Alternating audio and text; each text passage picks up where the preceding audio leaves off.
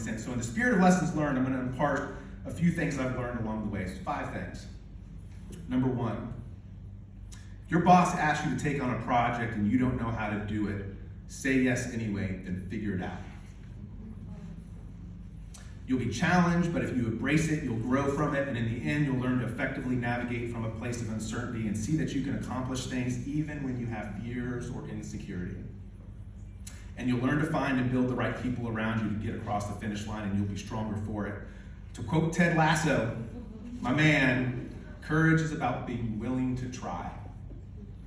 And when you get to that pat on the back and a job well done, you'll be able to admit that you really didn't know what you were doing in the beginning, but the fear of saying no was greater than the fear of saying yes. So you went with that and figured it out. And you know what, there's value to that and to the others around you as well, because it sends the message that it's okay to be uncomfortable and maybe unconfident. But if they just have a willingness to forge forward anyway, things will work out. Number 2, share your knowledge openly and willingly. You'll earn trust and respect, and more importantly, you'll strengthen your team and those around you. And you'll likely find that sharing the things you know is just a piece of some larger consideration. And in that process, when everyone sees how open it is, more can be accomplished with a higher and better result. Knowledge shared is one of the most powerful things to teams and organizations. The opposite of that is toxic, right? Those who feel that by holding on to what they know makes them invaluable or irreplaceable couldn't be more wrong. That weakens the links that would otherwise benefit everyone, including your organization. So don't be that person. Number 3, stay open to new ideas, no matter where they come from. Great ideas often comes from the least expected places. Keep your doors open and encourage ideas from anyone, no matter where they land in the chain of command.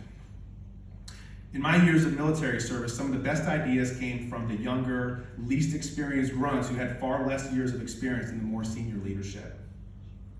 But what they did bring was a fresh perspective and new ideas that didn't come from that dreaded mindset that we've always heard. We've heard before, that the idea that, but we've always done it this way, right? We've heard it. And many times their ideas work and they were better. Encouraging thought input lets everyone know you're listening, are invested in them, and value their ideas and expertise. And in turn, they invest back into you, they invest back into the companies and its mission and its values. They help shape that. You help shape that. Number 4, have empathy and understand how to navigate the imperfection of things. Leading with empathy and understanding doesn't make you a soft leader, nor does it make others less accountable. You can be both mission and people-oriented at the same time. In doing so, you'll learn, you'll understand your teammates better, you'll build trust and commitment, and it's critical that you understand the imperfection of people and plans. In the military, it's critically important to be technically and tactically proficient. In combat, frankly, it makes the difference between having a successful mission and one that has tragic results. The same is true in our professional lives. My team paraphrased a George Patton quote and made it part of our mantra during a very hard and violent year in Afghanistan, and it proved itself absolutely true time and again. An okay plan, perfectly executed, is better than the perfect plan that gets all messed up. Know your teams and know your roles.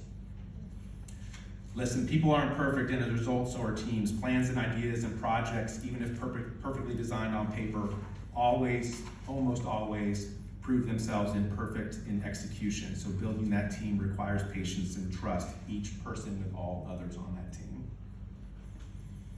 I'll leave you with one final thought, and maybe the most important one.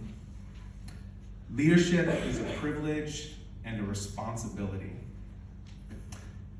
As a leader, your influence may impact the entire course of someone's career and their lives, for better or worse. That's the power leaders have. Think about that. Think about all the great members or mentors and managers and leaders who have influenced you, have motivated you, encouraged you, invested in you, challenged you in the right ways. They make you better, and in turn, they set you up to pay that forward. That's your responsibility. But you also need to think about the people that maybe weren't so great, right? Because they have a place in your journey. Those who made you doubt yourself, who were selfish, didn't show much concern for your professional growth, maybe made you feel small. And rather than let that influence you in ways that weren't healthy or allow it to bleed through how you treat others, you rose above those experiences. I haven't talked to even any of you, and I already know that because you're sitting here, right? You're sitting here because of it, despite those things. And because of all those experiences and how it shaped you, you know, you're here today at the end of a fantastic, in many ways, life-changing 9-month journey. Congratulations.